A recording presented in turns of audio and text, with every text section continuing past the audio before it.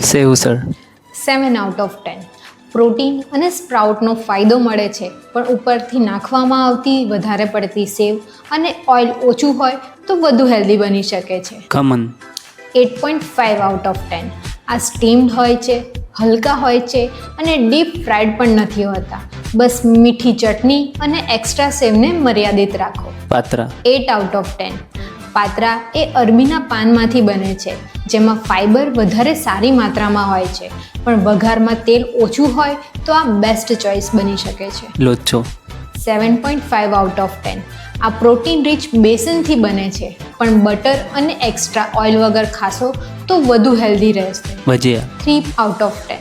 Deep fried હોવાના કારણે calories અને અનહેલ્ધી ફેટ્સ ઘણા વધી જાય છે, એટલે રોજ ખાવા માટે બિલકુલ યોગ્ય નથી. દાબેલી. 4/10. બટાકા, મીઠી ચટણી અને બટરના કારણે રિફાઇન્ડ કાર્બ્સ અને કેલરીનું કોમ્બિનેશન બની જાય છે. ક્યારેક ખાઈ શકાય, પણ રોજ નહીં.